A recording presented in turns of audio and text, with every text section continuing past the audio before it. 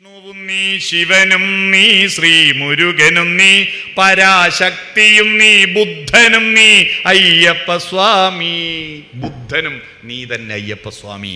കാരണം ബുദ്ധനാണ് ശരണം വിളി, ബുദ്ധം ശരണം വിളി. അതുപോലെ അയ്യപ്പൻ ശരണം വിളി. സംഘബോധത്തോടെ ഒരേ യൂണിഫോം ധരിച്ച് പ്രാർത്ഥിക്കുന്നത് ബുദ്ധമതത്തിലാണ്. അതുപോലെ ശബരിമലയിലും സംഘബോധത്തോടെ പോകുന്നവരാണ്. സംഘം ശരണം ഗച്ഛാമി അല്ലേ പറഞ്ഞു വന്നത്. ഈ ജാതിമേത മതദ്വേഷമില്ല എന്നതിനൊരു കണക്കിലൂടെ നമുക്ക് നോക്കാം.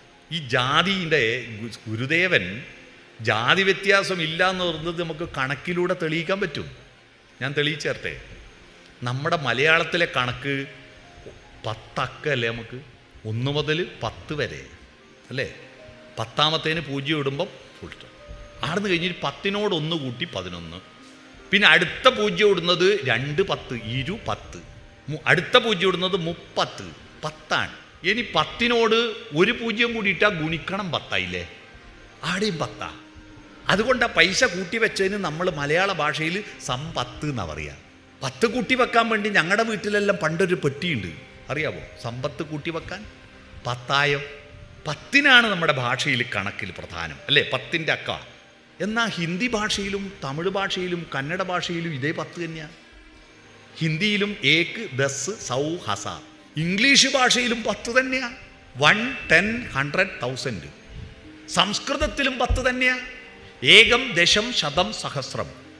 അറബിയിലും 10ആണ്, ലാറ്റിനിലും 10ആണ്, ഇസ്രായേലിലും 10ആണ്, അമേരിക്കയിലും 10ആണ്, ആസ്ട്രേലിയയിലും 10ആണ്. ലോകത്തിലെ സകല ഭാഷകളിലും ഒരു ഭാഷയിലും 8ൻ്റെതോ 9നോ 0 ഇടുന്ന കണക്കില്ല. 10ാമത്തിന് എല്ലാത്തിലും 0 ഇടുക. 11ലും 12ലും 0 ഇടുന്ന ഒരു കണക്കില്ല. എല്ലാത്തിനും എന്താ 10ന് പ്രാധാന്യം എന്നറിയാവോ? എന്താണ്? എല്ലാ ഭാഷകളിൽ ദൈവത്തിന് പോലും പല പേരുണ്ട്. പക്ഷെ കണക്കെല്ലാം 10ൻ്റെത് കണക്കായി. എല്ലാവർക്കും ഒരേപോലെ കണക്കെന്ന വാക്കന്നെ ഉണ്ടായത് എങ്ങനെയാണെന്നറിയോ? പൂച്ചക്കും പട്ടിക്കും പശുവിനും എത്രയാ കണ്ണ്? 2. എത്രയാ കാത്? 2. നമുക്കോ 2. കണക്കല്ലേ? അതാ കണക്ക്.